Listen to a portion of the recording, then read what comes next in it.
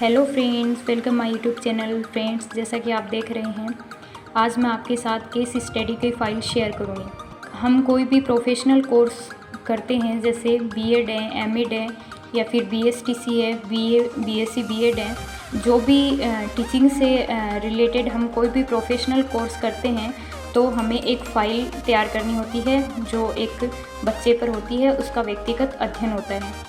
एक समस्यात्मक व्यक्ति, बालक अथवा बालिका लेते हैं और उसका हम व्यक्तिगत अध्ययन करते हैं।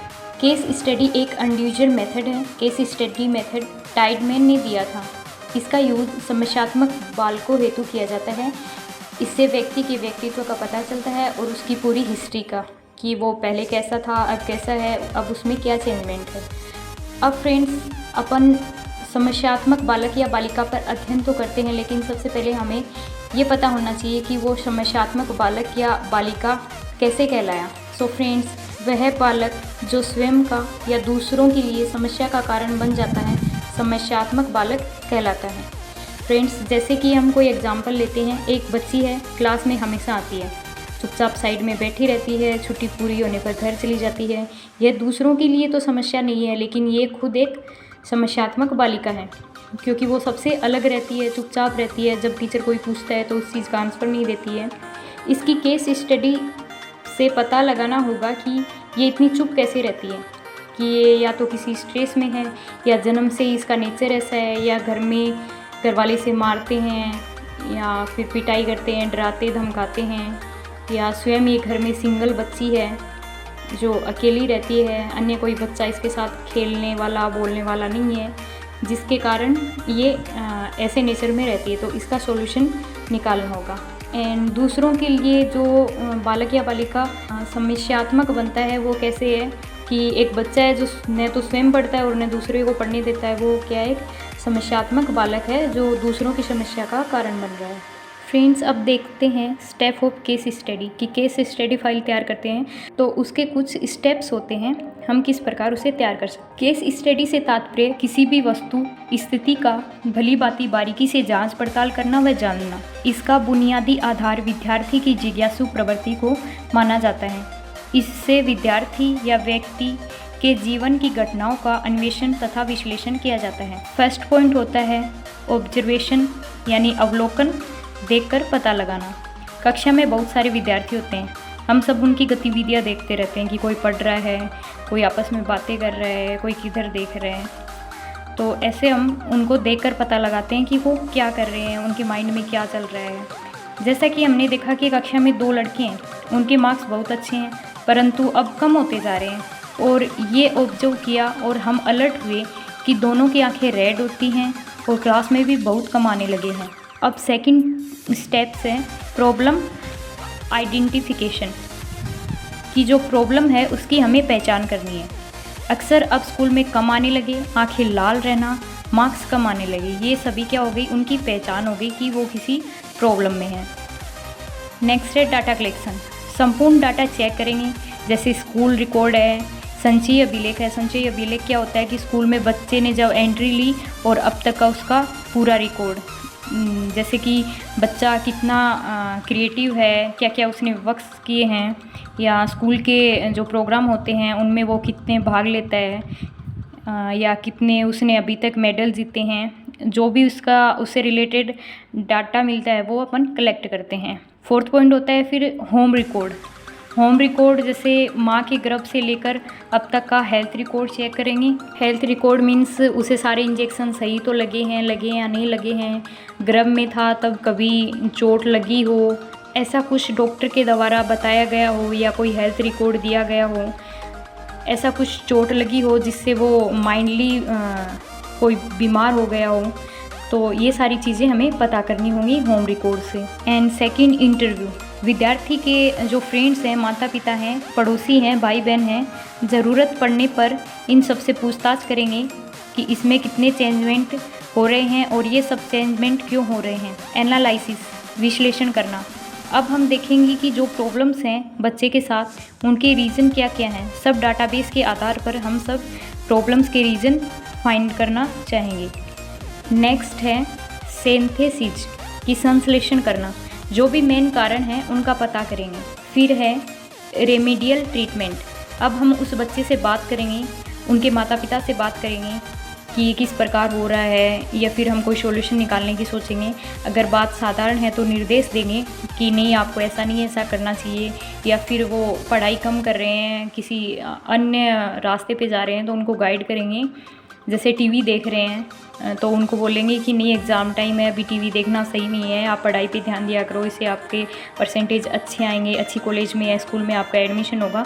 तो इस प्रकार उनको गाइड कर सकते हैं। अगर साधारण बात है उनको निर्देश दे सकते हैं।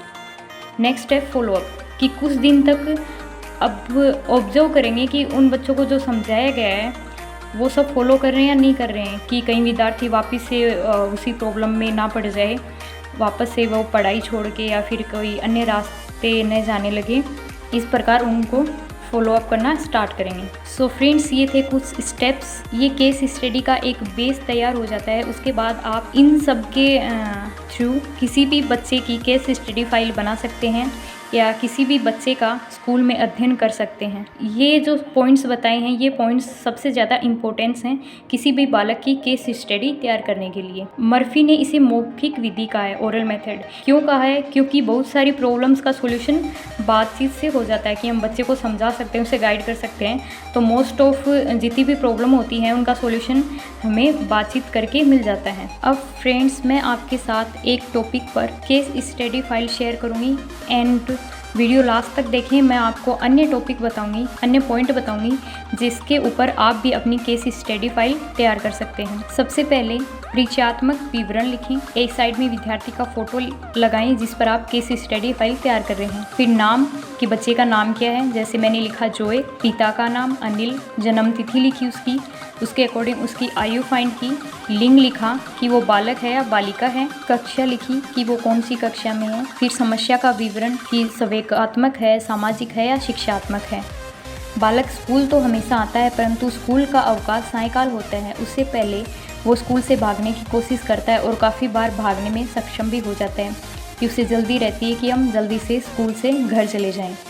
जानकारी स्रोत, की हमें जानकारी कहाँ से प्राप्त होती है। पिता के द्वारा बताया गया कि सायंकाल के समय स्कूल से जल्दी आने की कोशिश करता है और काफ़ी बार भाग भी आता है, या फिर पेरेंट्स को बोलता है कि आप मुझे जल्दी लेके आ जाना, ऐसे बोल के वो चला जाता है। फिर पेरेंट्स को क्या करना होता है, उनको लेके आना होता है स्कूल से, तो वो ले भी आते हैं। फिर जन्म संबंधी जानकारी, जन्म स्थान जहाँ पे जन्म हुआ है बच्चे का, जन्म के समय माता का स्वास्थ्य सामान्य, जन्म के समय बालक का स्वास्थ्य सामान्य, जन्म के समय कोई दुर्घटना अगर है तो वो लिखें, नहीं है तो आप नहीं लिखें। नेक्स्ट हम लिखते हैं स्वास्थ्य संबंधित जानकारी। सामान्य स्वास्थ्य सही है, ऊंचाई 5 फुट है, वजन 40 kg है, दृष्टि सामान्य है, श्रवण की उसे सुनता सामान्य है, बोलचाल सामान्य है, दांत गला सब सामान्य है। मीन्स वो हेल्थ से बिल्कुल सही है। परिवार संबंधी जानकारी, पिता जीवित हैं या मृत हैं तो जीवित हैं, माता जीवित है या मृत हैं तो माता भी जीवित हैं। यदि जीवित हैं तो माता पिता एक साथ रहते हैं या अलग अलग। मीन्स अगर माता पिता दोनों जॉब कर रहे हैं तो वो अलग अलग जगह भी रह सकते हैं, तो वो जॉब की कंडीशन में हो जाता है, या फिर तलाक हो चुका है तो भी वो अलग अलग रह सकते हैं। तो इसमें हम लिखेंगे कि वो माता पिता एक साथ रहते हैं। फिर पिता का नाम अनिल, पिता की शिक्षा 10th पास है या 12th पास है, जो भी है आप लिख सकते हैं। पिता का व्यवसाय मुर्गी पालन प्लस पशुपालन।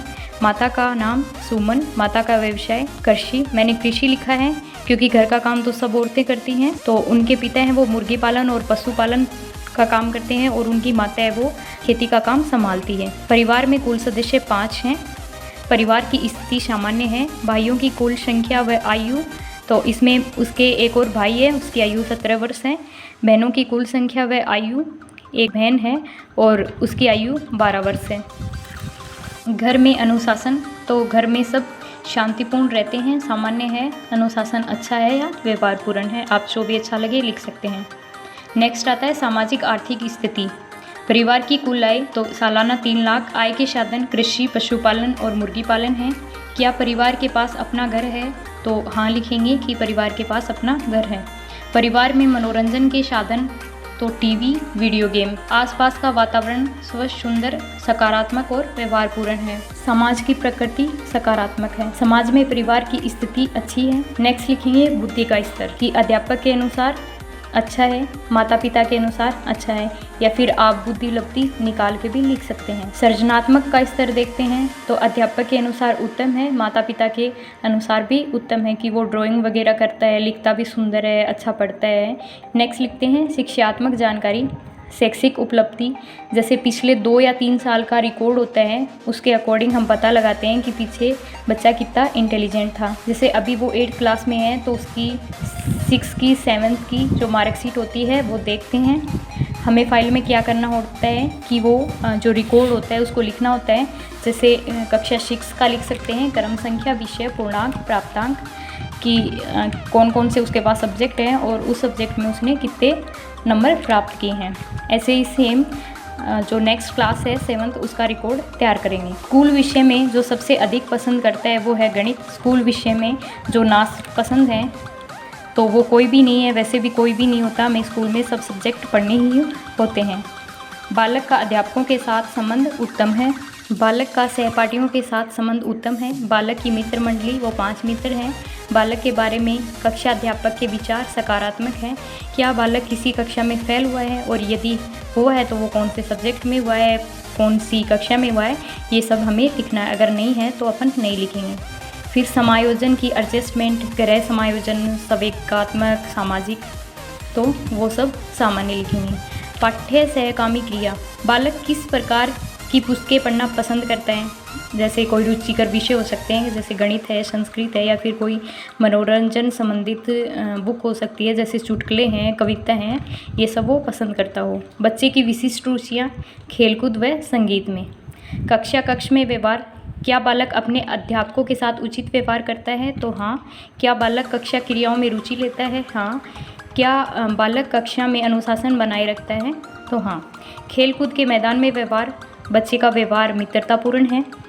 अब उसके व्यक्तित्व के गुण लिखेंगे कि अनुशासन में रहता है, सोच सकारात्मक है, सभी का सम्मान आदर करता है और ईमानदार है। नेक्स्ट लिखेंगे शैक्षिक तथा व्यावसायिक योजना कि वो भविष्य में क्या करना चाहता है, उसकी योजना क्या है। तो शैक्षिक में देखें, कक्षा में गणित और संस्कृत में उत्तम है, भविष्य में क्रिकेटर बनना चाहता है, कोई अकेडमी भी खोलना चाहता है, अपना बिजनेस करना चाहता है। एंड फिर लिखते हैं विश्लेषण। इन सब डाटा के आधार पर बच्चे का स्कूल से जल्दी भागने का कारण टीवी या खेलना हो सकता है, तो इस प्रकार हम विश्लेषण करते हैं। समस्या का कथन लिखते हैं, बालक स्कूल से जल्दी आने की कोशिश करता है और कभी कभी इस कोशिश में वो सफल भी हो जाता है। नेक्स्ट लिखते हैं अपन कारण संश्लेषण। अपन ने विश्लेषण किया कि जितने भी डाटा कलेक्ट किए थे उनके आधार पर कि क्या क्या रीज़न हो सकते हैं। अब उन सब रीज़न से अपन जो मोस्ट रीज़न हैं उनको लिखते हैं कि सबसे ज़्यादा और स्टिक रीज़न कौन सा है जिसके कारण वो स्कूल से जल्दी आने की कोशिश करता है। तो सायकाल के समय उसे घर आने की जल्दी रहती है ताकि वह अपने मित्रों के साथ खेल के मैदान में क्रिकेट खेल सके। नेक्स्ट लिखते हैं उपचारात्मक कार्य व सुझाव। विचार का आधार, उससे बातचीत करके पूछा जाए तथा खेल का अलग समय निर्धारित किया जाए जो स्कूल के टाइम से अलग हो। भविष्य के प्रति दृष्टिकोण, बालक सोचता है कि वह पढ़ाई के साथ साथ खेल कूद में भी अपना अच्छा रिस्पॉन्स दे तथा भविष्य में अच्छा क्रिकेटर बन पाए। ये बालक का भविष्य के प्रति दृष्टिकोण है।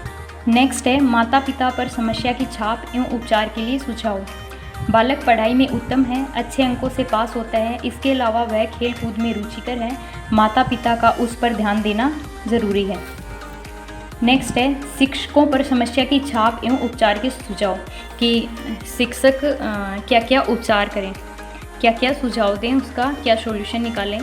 तो शिक्षकों को पढ़ाई के साथ साथ स्कूल में वीक के किसी भी एक दिन स्कूल लगती है, पूरे दिन में कोई भी 1 घंटा निकालें, उसमें बालकों के लिए बाल सभा, खेलकूद, अंत्याक्षरी जैसे कार्यक्रम करवाएं जिससे बच्चों की रुचियों का पता लगाया जा सके और जिस फील्ड में वो आगे बढ़ना चाहते हैं उसके लिए उन्हें मोटिवेटेड किया जाए।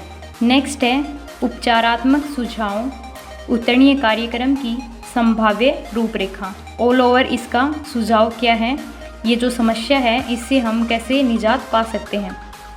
बालक की समस्या को हल करने के लिए उसके माता पिता, भाई बहन सब तैयार हैं।